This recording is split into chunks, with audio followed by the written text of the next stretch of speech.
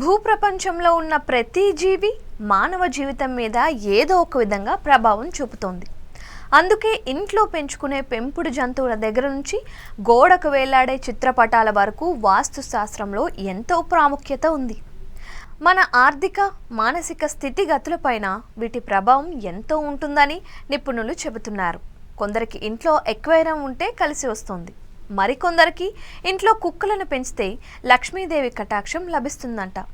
ఇక ఏనుగు బొమ్మలు, గోడ గడియారాలు కూడా మన ఇంట్లోని ఎనర్జీని ఎఫెక్ట్ చేస్తూ ఉంటాయంట.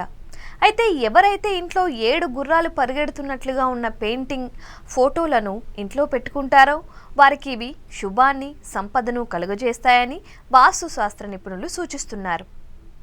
7 సంఖ్యతో మానవ జీవితంలోని చాలా విషయాలు ముడిపడి ఉంటాయి.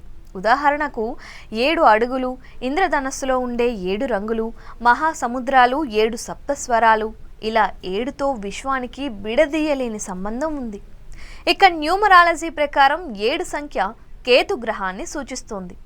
అంటే లోతైన తెలివితేటలు, మేధస్సు వల్ల వచ్చే సంపదను కేతు గ్రహం ప్రసాదిస్తోంది. అలాగే వ్యక్తులు ఆధ్యాత్మికంగా ప్రగతి చెందాలి అన్న కేతువే కారణం. మనం చూసే చాలామంది యోగులు, ఋషులు, గురువుల్లో కూడా కేతు అనుగ్రహంతో పుట్టినవారు ఉంటారు. చాలామంది తూర్పు దిశకు ఎక్కువగా ప్రాధాన్యత ఇస్తూ ఉంటారు. అయితే తూర్పు సూర్య భగవాను సూచిస్తే ఉత్తరం లక్ష్మీదేవి ఆవాసంగా చెప్తారు. అందుకే కొందరు ఇంటి గుమ్మాలను ఉత్తరం వైపుకు పెడతారు. ఈ 7 గుర్రాల ఫోటోను కూడా ఇంట్లోని ఉత్తరం వైపును చూస్తూ ఉండేలా పట్టుకోవాలంట. అంటే దక్షిణం వైపున్న గోడకు దీనిని ఉంచాలి. అయితే ఈ ఫోటోలో ఉండే బొమ్మలన్నీ ఒకే వైపుకు పరిగెడుతున్నట్లుగా ఉండాలి. వీటి రూపం కోపంగా ఉన్నట్టు ఉండకూడదు. మరి ఇలాంటి ఫోటోను పెట్టుకుంటే ఎలాంటి ప్రయోజనాలు వస్తాయి అంటే, ఇలా పరిగెడుతున్న గుర్రాల బొమ్మను ఎక్కడ ఉంచుకుంటే అందుకు సంబంధించిన ప్రయోజనాలను ఇస్తుందంట. అంటే ఇంట్లో ఉంటే ఆ ఇంటి సభ్యుల మధ్య సఖ్యత, ఆరోగ్యం వంటివి చక్కగా ఉంటాయి. ఇంట్లో ధనానికి ఎటువంటి లోటు ఉండదు అని చెప్తారు.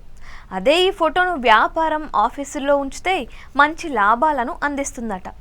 ఆ వ్యక్తులు చేపట్టిన అన్ని కార్యాల్లో విజయావకాశాలు ఎక్కువగా ఉంటాయని చెబుతున్నారు.